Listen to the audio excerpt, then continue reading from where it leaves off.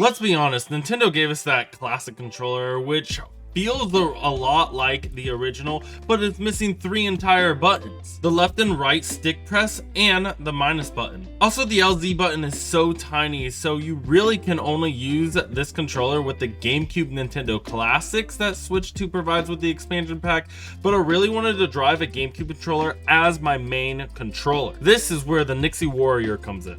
While on my quest to find a brand new controller that I could drive daily on my Switch 2, I discovered NYXI, who agreed to send me a controller for an honest review, and there's no contract, so I can say whatever I want. And in exchange, they're going to give me 10% off for you guys. So be sure to use code MattLong6 in order to get 10% off your NYXI order. I decided to get the orange one just because the orange GameCube controller originally was only available in Japan, so I thought it looked a little bit cooler, and I can distinguish it more easily on the shelf next to my classic GameCube controller. And if you want to save even more money, I got the advanced version because it allows you to basically use this as a wavebird, so that way you could plug this into your actual GameCube.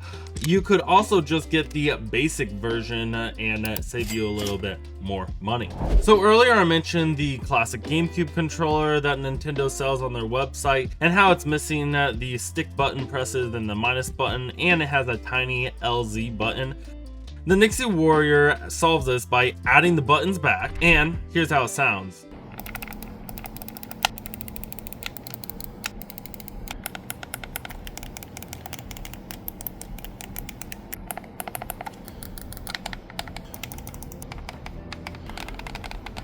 Another issue with the classic GameCube controller for the Switch 2 is that the placement of the shoulder buttons are swapped. So you can see here in a Switch 2 game such as Donkey Kong Bonanza, the ZL button is in charge of rolling, which could be critical in a battle where you need to dodge out of enemies' attacks.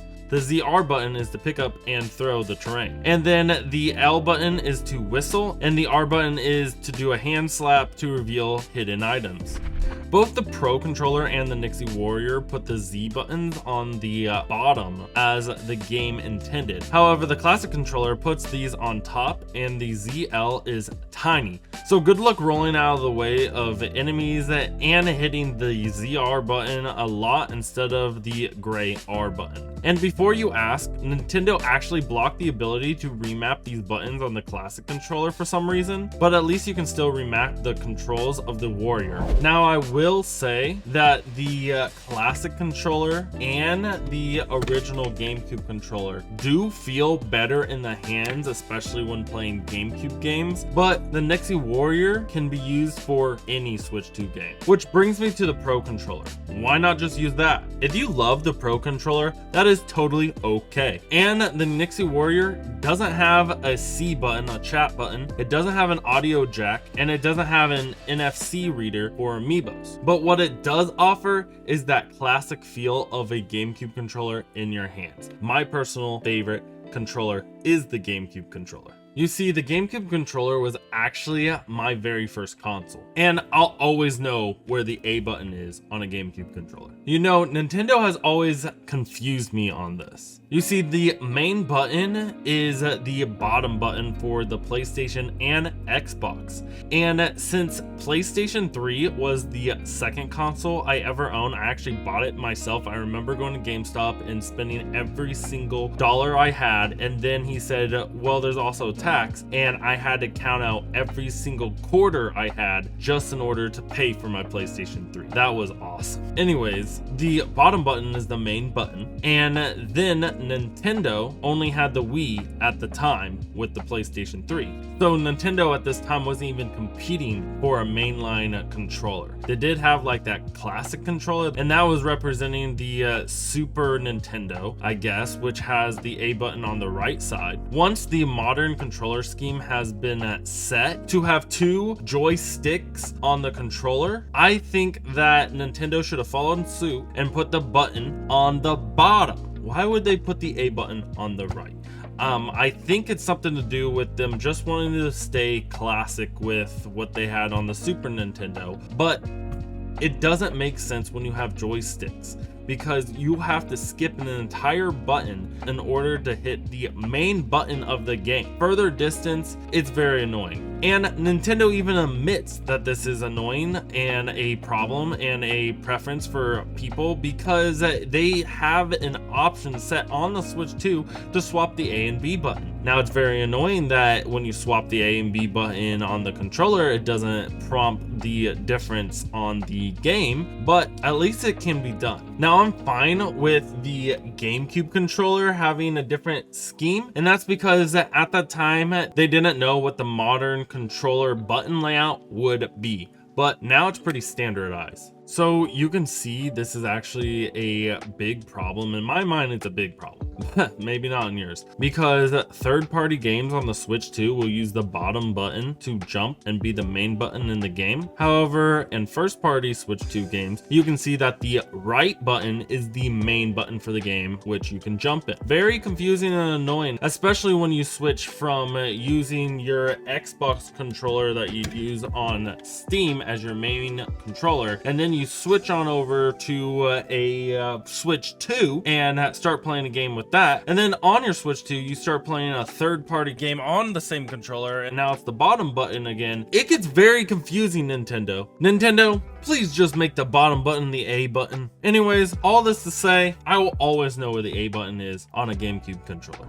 Now, the Nintendo Switch 2 Pro controller did something right. It added programmable buttons, and so does the NYXI Warrior. On the Warrior, these programmable buttons could be taken on and off with ease. To use these buttons, just press the settings button and the programmable button on the back at the same time. Then the LED will blink blue. Then press the button you want it to be bound to, and then the same programmable button, and it will vibrate and the LED will turn solid. And there you go. Now in Mario Kart, you can easily keep steering and aim with the right stick and hit someone with a green turtle shell just a lot easier. To clear the macro, just press and hold the settings button until the controller vibrates and the LED indicator turns off. But this also has a turbo button on the back. So what you want to do, hold the turbo button and the button you want at the same time. Okay, now that I did that, let's do it again. It's working. Turn it off, turn it on, turn it off. Now you are ready to dig unlimited tunnels or roll around without having to hit the button multiple times anymore. Hold down the turbo button to turn it off. Another thing I wanted to mention about the Warrior is that you can see here this octagon shell around the joystick. I personally don't like how it sounds. Like if I try to do a spin jump in Donkey Kong. However, NYXI does provide circle ones too that can be swapped out, which is what I prefer.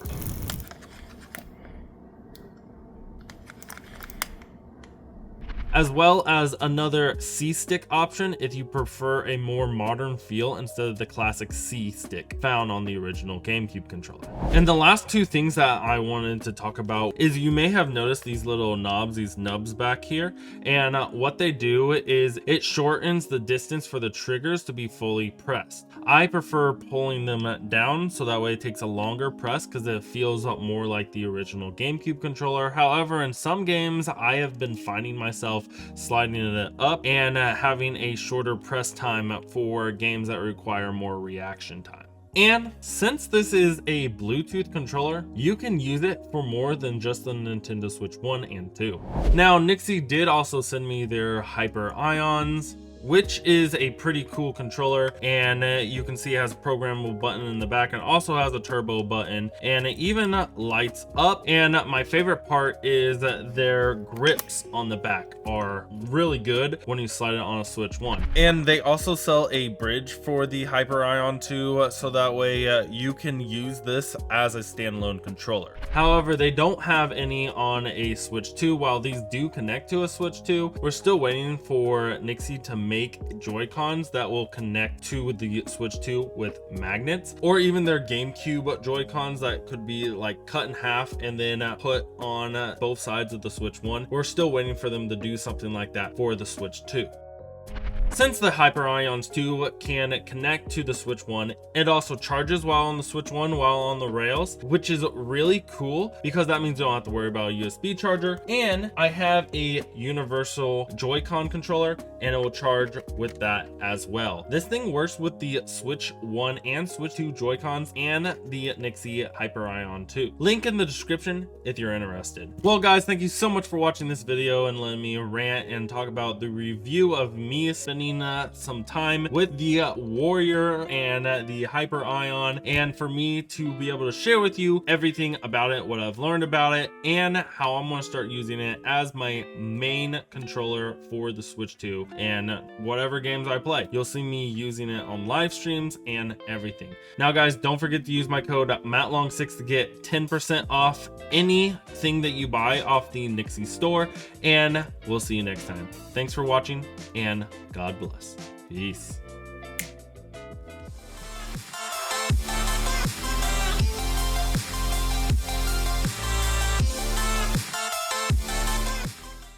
The ZL button is in charge of the rolling.